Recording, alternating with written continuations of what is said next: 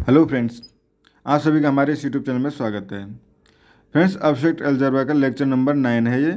इससे पहले lecture number 8 तक हमने ग्रुप की डेफिनेशन, सॉल्व्ड एग्जांपल, सब ग्रुप की definition, solved example, normal group और साथ में हमने साइक्लिक ग्रुप की डेफिनेशन, सॉल्व्ड एग्जांपल और कुछ इंपॉर्टेंट प्रॉपर्टीज़, बहुत सारी थ्योरम्स हम पढ़ चुके हैं।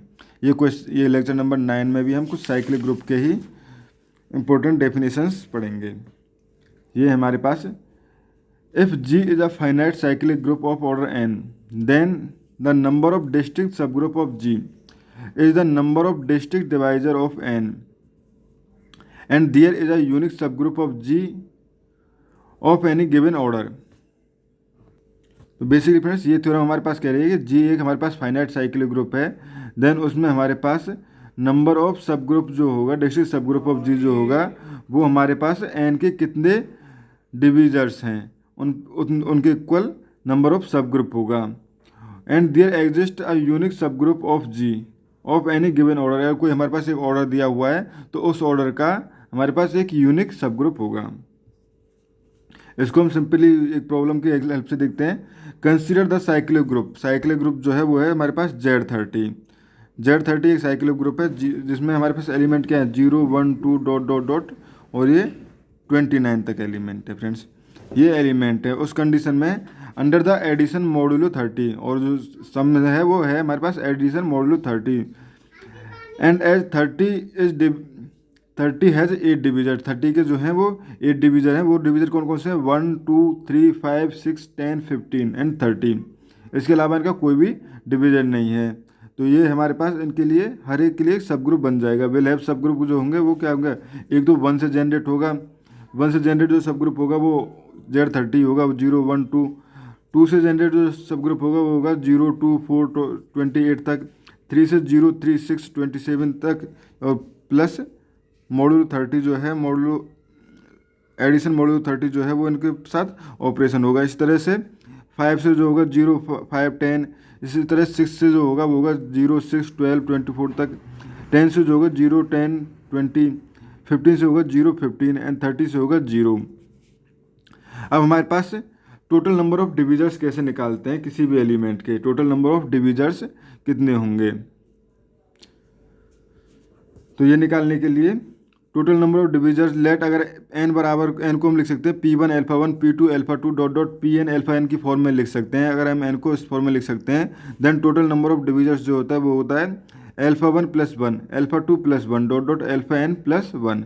सपोज कि हम 30 के नंबर ऑफ डिविजर्स निकाल रहे हैं, जो कि हमारे पास यहाँ पर है। 30 के हमारे पास ये डिविजर्स हैं, ये हम निकाल रहे हैं। तो 30 के डिविजर्स 30 को किस फॉर्म में लिख सकते हैं? 2 डॉट 3 डॉट 5। यही इसको लिख सकते हैं 2 की पावर 1, 3 की पावर 1, 5 की पावर 1, यानी अल्फा 1 बराबर 1, अल्फा 2 बराबर 1, अल्फा 3 बराबर 1। तो ये होगा नंबर ऑफ डिविजर क्या होगा? अल्फा 1 प्लस 1, यानी alpha 1 plus 1, alpha 2 plus 1, alpha 3 plus 1, यानी 1 प्लस 1, 1 प्लस 1 और 1 प्लस 1, यानी 2 डॉट 2 डॉट 2 बराबर 8। तो यहाँ से हम देख भी सकते हैं इसके डिविजर्स जो है 1 2 3 4 5 6 7 8, टोटल 8 नंबर ऑफ डिविजर्स यहाँ पे है। तो इस तरह से नंबर ऑफ डिविजर्स हम इजीली निकाल सकते हैं।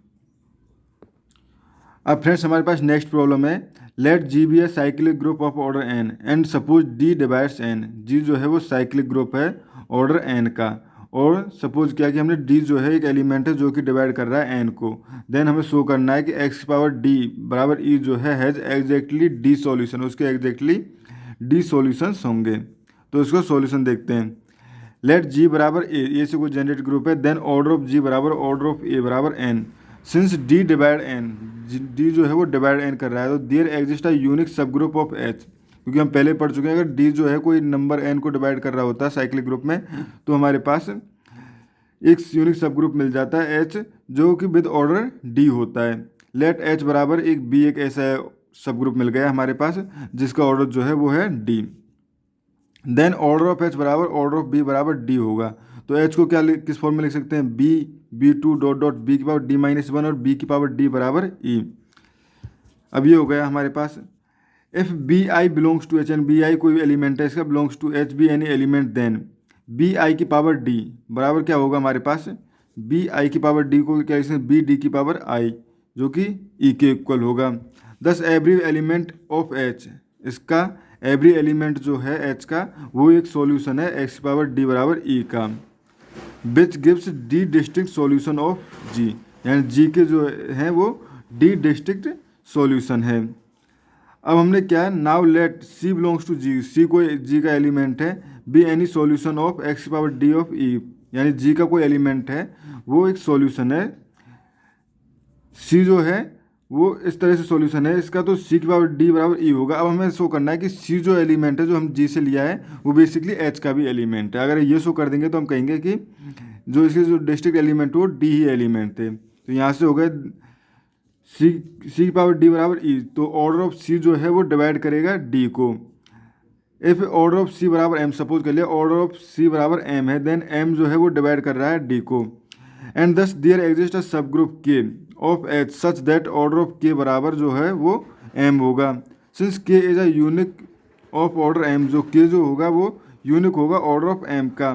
तो यहाँ से हम कैसे कह सकते हैं सी जो है वो उसका ऑर्डर जो है वो भी एम होगा, हेंस जो के जो है वो जनरेटेड बाई सी होगा, तो के जो है वो जनरेटेड बाई सी होगा, और C is subset of H, H के is subset of H, and also C जो है वो बिलोंग्स टू एच कर रहा है, सी बिलोंग्स टू एच कर रहा है, एंड दस एनी सॉल्यूशन ऑफ एक्स की पावर डी बराबर ई इज इन एच। तो यहाँ से हो गया कि हमारे पास चूंकि सी जो था वो सबसेट ऑफ एच हो गया था, तो सी बिलोंग्स टू एच हो गया था हमारे पास। तो यहाँ से हम कह सकते हैं जो एलिमेंट थे एच के वो जो हमने एक्स जो सी लिया था जी का वो बेसिकली एच का ही एलिमेंट, तो एक्स पावर डी के में जो होंगे टोटल डी ही डिस्टिंक्ट सॉल्यूशन होंगे। उसके बाद हमारे पास नेक्स्ट थ्योरम है, a group G of prime order must be cyclic and every element of G other than identity can be taken as a generator, यानी कोई एक ग्रुप है हमारे पास जिसका ऑर्डर प्राइम पी है, यानी कोई प्राइम नंबर का एक ग्रुप है, उस कंडीशन में ग्रुप का हर एलिमेंट जो होगा वो उसका जनरेटर होगा ई के अलावा। तो ये हो गया हमारे पास प्रूव करना, लेट ऑर्डर ऑफ जी बराबर पी जो है एक प्राइम नंबर है, टेक ए बिलोंग्स टू जी जो ले लिया हमने जो कि ई के इक्वल नहीं है, एंड लेट एच बराबर ए की पावर एन, एन जो है एक इंटीजर है, then H a cyclic group of G, तो क्योंकि ए की पावर एन जो है हर किसी के लिए एक साइक्लिक ग्रुप होगा, तो ऑर्डर ऑफ एच जो है वो डिवाइड करेगा ऑर्डर ऑफ जी को, या ऑर्डर ऑफ एच बराबर क्या हो सकता है, क्योंकि हमने पहले ही क्या देखा था कि अगर एच का कोई जी का कोई एक सब ग्रुप है तो वो भी एक साइक्लिक ग्रुप का सब ग्रुप जो होता है साइक्लिक ग्रुप होता है, ये हमने प्रीवियस थ्योरम में पढ़ लिया था। तो वहाँ से हमारे पास ये हो गया कि एच जो है वो भी एक साइक्लिक ग्रुप है जी का, तो ऑर्डर ऑफ एच डिवाइड करेगा ऑर्डर ऑफ जी को, तो order of H but order of G क्या है वो प्राइम नंबर है, तो ऑर्डर ऑफ एच क्या हो सकता है, या तो 1 हो सकता है या पी हो सकता है, क्योंकि प्राइम नंबर को डिवाइड करने वाला एलिमेंट जो होता है या तो 1 होता है या खुद वो एलिमेंट होता है, तो 1 और पी, बट ऑर्डर ऑफ 1 ये जी एच जो है वो 1 नहीं हो सकता, क्योंकि हमने पहले ही लिया है कि एच जो है उसमें एक एलिमेंट है ए बिलोंग्स टू जी जो है वो ई के इक्वल नहीं है, यानी कि एच में कुछ एक एक्स्ट्रा एलिमेंट है ई के अलावा, तो order of H not equal to E H A belongs to H, तो यहाँ से हम कह सकते हैं ऑर्डर ऑफ एच बराबर पी, तो ऑर्डर ऑफ एच जो हमने एक सब ग्रुप लिया था वो पी है, और जो कि जी का भी जो ऑर्डर था वो भी पी था, एच का भी ऑर्डर है वो पी है, यानी कि एच बराबर जी है। उसके बाद नेक्स्ट थ्योरम हमारे पास, a group G of prime order can not have any non trivial subgroup, ये है हमारे पास कोई हमारे पास एक ग्रुप है जिसका ऑर्डर जो है वो प्राइम है, तो उस कंडीशन में उसका कोई भी नॉन ट्रेबल सब ग्रुप नहीं हो सकता, यानी ऐसा सब ग्रुप नहीं हो सकता जिसका ऑर्डर जो है वो 1 और पी के अलावा हो, यानी 1 और ऑर्डर ऑफ जी के अलावा कुछ और ऑर्डर हो, ऐसा सब ग्रुप नहीं मिलेगा। तो इसको देखते हैं, if H is a subgroup of G then order of H divide order of G, तो ऑर्डर ऑफ एच डिवाइड करेगा ऑर्डर ऑफ जी, तो ऑर्डर ऑफ जी को डिवाइड करने वाले एलिमेंट क्या होते हैं 1 और पी, तो एच का ऑर्डर एच बराबर क्या हो सकता है, या तो एक एलिमेंट यानी ई एलिमेंट हो सकता है या एच बराबर जी हो सकता है। उसके बाद नेक्स्ट थ्योरम हमारे पास, a group of finite composite order has at least 1 non trivial subgroup, यानी एक ऑर्डर है हमारे एक ग्रुप है हमारे पास जिसका ऑर्डर जो है वो एक कंपोजिट नंबर है, यानी कि वो प्राइम नंबर नहीं है, तो उस कंडीशन में ये कह रहा है कि उसके पास कम से कम एटलीस्ट 1 जो होगा एक नॉन ट्रेबल सब ग्रुप मिल ही जाएगा।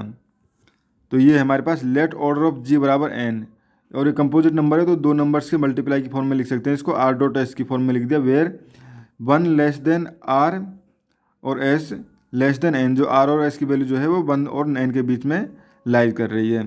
Since N greater than 1 there exist E not equal to A, चूँकि हमने एन जो है वो ग्रेटर देन 1 लिया है तो यहाँ पे एक एलिमेंट मिल जाएगा ए बिलोंग्स टू जी जो कि ई के इक्वल नहीं होगा। कंसीडर ए आर, एक एलिमेंट हमने कंसीडर कर लिया। जब केस फर्स्ट अगर ए की पावर आर बराबर ई हो, ए की पावर आर बराबर ई हो, देन उस कंडीशन में order A less than equal to R होगा। अगर ए की पावर आर बराबर ई होगा तो उस कंडीशन में ऑर्डर ऑफ ए जो होगा वो या तो आर होगा या लेस देन आर होगा। लेट ऑर्डर ऑफ ए बराबर हमने ले लिया के नंबर है वो इसका एलिमेंट है, then 1 less than K less than R less than N, K की वैल्यू जो होगी वो डेफिनेटली आर से कम होगी, एज के जो ग्रेटर देन 1 और ए के इक्वल नहीं है तो उस कंडीशन में एच बराबर ए स्क्वायर डॉट डॉट ए की पावर के बराबर ई हो जाएगा, क्योंकि यहीं तक के एलिमेंट्स के लिए हमारे पास वो हो जाएगा। Then H is a non empty finite subset, तो एच जो है वो नॉन एम्प्टी फाइनाइट सबसेट है ऑफ जी का। और अगर हम इसमें देखें क्लोजर प्रॉपर्टीज, क्योंकि ए डॉट ए स्क्वायर करेंगे तो ए क्यूब आएगा और इसमें साइक्लिक ग्रुप है एक तरह से, तो इसमें भी एक क्लोजर प्रॉपर्टी होल्ड करेगी। क्योंकि अगर सपोज दो नंबर्स का मल्टीप्लाई करने पे के से बड़ा कोई एम नंबर आ जाता तो उसको एम को क्या लिख सकते थे, N Q plus N Q K Q plus R, तो उससे हम वहाँ पे एक एम की जगह एक के क्यू प्लस आर से चेंज करके ए इसको ले देते हैं हम के क्यू डॉट ए की पावर आर, और यहाँ से हो जाता है हमारे पास ए और ये हो जाता है के की पावर क्यू डॉट ए की पावर आर, यानी ए की पावर आर बराबर हो जाता है। और आर जो है वो 0 से, और हम के से छोटा और 1 से बड़ा लेते हैं, ये तो यहाँ से ये इम्प्लाई कर देता है कि आर जो है वो 0 होगा। तो इस तरह से हम शो कर देते हैं कि ये हमारे पास ये क्लोज भी है, और इस कंडीशन में हम कह सकते हैं कि ये जो अंडर मल्टीप्लिकेशन क्लोज तो है, ये क्लोज है। तो स्टार्टिंग में जब हमने पढ़ा था तो पढ़ा था कि अगर एच जो है एक सब ग्रुप है और वो क्लोज है अंडर मल्टीप्लिकेशन, तो उस कंडीशन में वो सब ग्रुप होता है किसी ग्रुप जी का। केस सेकंड जो है वो है हमारे पास ए की power R not equal to E. अगर ए की power R not equal to E है देन उस कंडीशन में ए की पावर आर की पावर एस बराबर क्या होगा, वो होगा ए की power R dot S, but R dot S बराबर क्या है एन, तो ये हो गया हमारे पास ई। तो ऑर्डर ऑफ ए की पावर आर जो है वो less than equal to S होगा। Let order of A R बराबर टी, हमने ले लिया ऑर्डर ऑफ ए आर बराबर क्या है टी है, तो उस कंडीशन में हमारे पास 1 less than T less than S less than N. If we take K बराबर, हमने के को एक सेट ले लिया कि जिसमें ए आर ए की power 2 R dot dot A की पावर टी आर बराबर ई जो है वो इस तरह के एलिमेंट्स हैं। तो उस कंडीशन में भी हम देख सकते हैं ये जो के है वो एक नॉन एम्प्टी सबसेट है ऑफ जी का, और साथ ही मल्टीप्लिकेशन के अंदर क्लोज है। तो इस कंडीशन में कहेंगे जी जो है वो सब ग्रुप है having element less than N. उसके बाद नेक्स्ट थ्योरम है हमारे पास, if G is a group having no non trivial subgroup then G must be finite having prime order. ये हो गया हमारे पास, अगर जी जो है वो ग्रुप है having no non trivial subgroup, उससे कोई भी नॉन ट्रेवल सब ग्रुप नहीं है, then G must have be finite having prime order, यानी जी जो होगा वो फाइनाइट होगा और उसका ऑर्डर जो होगा एक प्राइम नंबर होगा। तो इसके लिए सपोज पहले हमने सपोज कर लिया कि जी जो है वो इनफाइनाइट है, तो जी इनफाइनाइट है, then we can say that A belongs to G such that A not equal to G, कोई एक ऐसा एलिमेंट होगा जो कि उसका एक जनरेटर होगा। लेट एच बराबर A, then H is a cyclic group, क्योंकि हमारे पास क्या है जी जो है वो ग्रुप है हैविंग नॉन ट्रेवल सब ग्रुप, बट यहाँ पे हमने क्या किया जी जो है वो इनफाइनाइट ग्रुप है और एच को हमने ऐसे एलिमेंट ले लिया ए डॉट ए की पावर 2 ए की पावर 3 डॉट डॉट ए की पावर एन, जो एच जो है वो साइक्लिक ग्रुप होगा। And H not equal to C, H not equal to C, but G has no non trivial subgroup, लेकिन दिया क्या हुआ है हमारे पास जी का जो है कोई नॉन ट्रेवल सब ग्रुप नहीं है। तो यहाँ से हो गया हमारे पास एच जो होगा वो बेसिकली जी के बराबर ही होगा, तो हम जी को लिख सकते हैं हम ए की करस्पॉन्डिंग। हमने बेसिकली पहले जी में माना कि जी में एक साइक्लिक सब ग्रुप है, बट हमने यहाँ शो कर लिया कि जी जो है वो बेसिकली एक साइक्लिक सब ग्रुप ही है।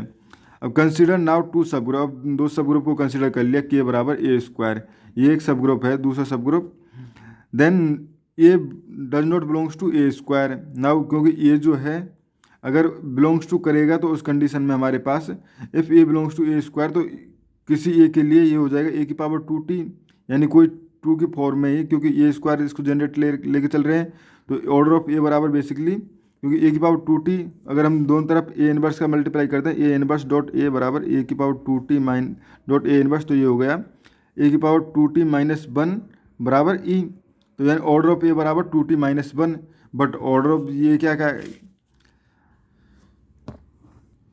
बट अगर ऑर्डर ऑफ ए बराबर 2t माइनस 1 है तो उस कंडीशन में एच हमारे पास एक ट्रेबल सब ग्रुप हो जाएगा।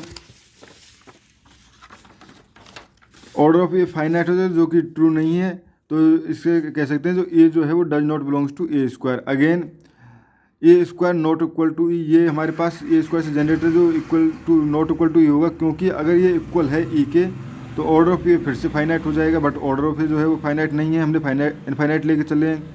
दस A square is a non trivial subgroup of G, तो यहाँ से ए स्क्वायर भी जो है वो उसका नॉन ट्रेबल सब ग्रुप हो गया जी का, लेकिन ये भी पॉसिबल नहीं है क्योंकि हमारे पास दिया हुआ है कि जी जो है वो उसकी कोई नॉन ट्रेबल सब ग्रुप है ही नहीं, तो हम कह सकते हैं ऑर्डर जी ऑफ जो है वो कैन नॉट बी इनफाइनाइट, यानी ऑर्डर ऑफ जी जो है वो इनफाइनाइट नहीं हो सकता, वो फाइनाइट होगा। जब ये ऑर्डर ऑफ जी फाइनाइट होगा तो उस कंडीशन में फ्रेंड्स हमारे पास जो हमने अभी थ्योरम पढ़ी थी वो क्या थी, a group of finite composite order has at least one non trivial subgroup, और इससे पहले पढ़ी थी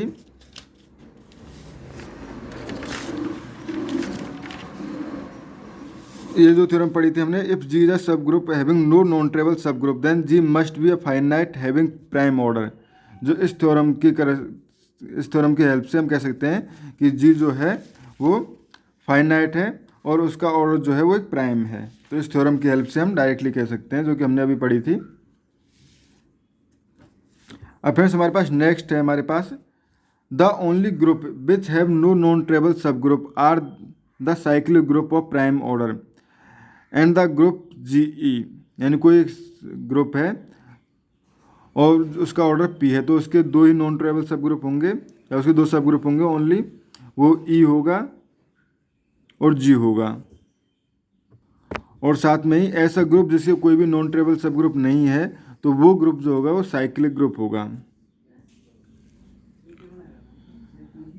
नेक्स्ट थ्योरम हमारे पास an infinite cyclic group has precisely two generator, यानी कोई इनफाइनाइट साइक्लिक ग्रुप है उसके एटलीस्ट टू, जो एटलीस्ट नहीं ओनली टू जो है वो जनरेटर्स होंगे, तो इसके लिए लेट जी बराबर A be an infinite cyclic group ले लिया हमने, जी बराबर ए जो है इनफाइनाइट साइक्लिक ग्रुप है। If A is the generator of G then A inverse is also generator, यानी कि अगर ए जो जनरेटर है तो उसके लिए हमारे पास उसका इनवर्स जो होता है वो भी एक जनरेटर होता है, तो उसके दो जनरेटर हमारे पास मिल चुके हैं, ए और ए इनवर्स के जनरेटर मिल चुके हैं। अब हमने सपोज किया कि बी जो एक एलिमेंट है वो भी एक इसका जनरेटर है, तो चूँकि जी जो है वो ए के द्वारा जनरेट किया हुआ है तो बी को हम ए की पावर एन के फॉर्म में लिख सकते हैं, ये हमने ले लिया। Again as A belongs to G and B is a generator, so we get A बराबर, क्योंकि ये दोनों एलिमेंट बी जी के ही हैं ए और बी, तो ए बराबर बी की पावर एम, किसी एम के लिए ये सेम होंगे फॉर सम इंटीजर एम, तो ये ए बराबर बी की पावर एम, तो बट बी की पावर एम क्या है, बी क्या है ए की पावर एन, तो ए की पावर एन की पावर एम, या होगा ए की पावर ए बराबर ए की पावर एन डॉट एम, या हम कहें कि ए की पावर सॉरी ई बराबर ए की power N M minus one, N order of ए बराबर क्या हो गया एन एम माइनस वन, तो बट ऑर्डर ऑफ ए बराबर क्या है, ऑर्डर ऑफ जी के बराबर है, बट ऑर्डर ऑफ जी जो है वो इनफाइनाइट है, तो ये तो पॉसिबल है ही नहीं, ये तो पॉसिबल है ही नहीं, तो ऑर्डर ऑफ जी बराबर order of A is infinite. So यहाँ पे ये कब पॉसिबल है, अगर N dot M minus one बराबर जीरो हो, ये तभी पॉसिबल है। तो ये क्वेश्चन तभी होल्ड करेगी, तो एन बराबर प्लस माइनस वन क्यों होगा, क्योंकि यहाँ से हमने एन बराबर वन अपॉन एम, क्योंकि एन और एम जो है दोनों ही इंटीजर है, अगर ये वन के अलावा कुछ हुआ है या एम की वैल्यू वन के अलावा कुछ हुई तो एन नॉन इंटीजर हो जाएगा, और इसी तरह एन की वैल्यू कुछ प्लस माइनस वन के अलावा हुई तो एम नॉन इंटीजर हो जाएगा, तो एन की वैल्यू क्या होगी प्लस माइनस वन ही होगी, तो यहाँ से कह सकते हैं हम बी बराबर ए और ए इनवर्स, क्योंकि बेसिकली ए एम, तो ए एम क्या होगा, या एम की वैल्यू वन है तो ये ए होगा, एम की वैल्यू वन माइनस वन है तो माइनस वन होगा, तो ए की पावर -1 होगा, तो एक यहाँ से हो गया बी की वैल्यू ए हो सकती है या -1 हो सकती है। तो यही हमारे पास, हम पहले भी ये क्या कहा था कि हमने अगर दो, ये जो एक जनरेटर तो ए और ए इनवर्स जनरेटर होंगे। अब बी दूसरा जब हम जनरेटर लेके चले थे तो बी भी या तो ए होगा या ए इनवर्स होगा। तो इस तरह से कह सकते हैं हम कि हम कोई इनफाइनाइट ग्रुप है तो उसके ओनली 2 जनरेटर होंगे, वो भी ए और ए इनवर्स। उसके बाद नेक्स्ट क्वेश्चन है हमारे पास, how many generators a finite cyclic group would have. एक फाइनाइट साइक्लिक ग्रुप है, उसके कितने जनरेटर्स हो सकते हैं। तो उसके लिए उसको जनरेटर्स निकालने के लिए हम फाई एन निकालते हैं। Phi N basically Euler function होता है। आयलर फंक्शन को किस तरह से डिनोट करते हैं, अगर एन जो है वो पी की पावर P1 की पावर अल्फा 1, P2 की power alpha 2 dot dot P के की पावर अल्फा के हो, तो उस कंडीशन में फाई एन जो होता है वो होता है N dot 1-1/P1 dot 1-1/P2 dot dot 1-1/P के। तो इस तरह से हम नंबर ऑफ जनरेटर्स निकाल सकते हैं। For example, how many generator off 30 के कितने जनरेटर्स हैं। तो 30 के जनरेटर देखते हैं तो 30 को लिख सकते हैं 2.3.5। तो ये हो गया हमारे पास P1 P2 P3, तो ये हो गया 530 बराबर 30 1-1/2 1-1/3 1-1/5। इसको सॉल्व किया तो 8 आ गया। इस तरह से 16 के हमारे पास 8 आ जाएंगे, 10 के 4 आ जाएंगे। तो इस तरह से हम ये क्वेश्चन सॉल्व कर सकते हैं। फ्रेंड्स, इस वीडियो में इतना ही। नेक्स्ट वीडियो में हम कुछ और important theorem, important definition of cyclic group की लेंगे। Thank you friends.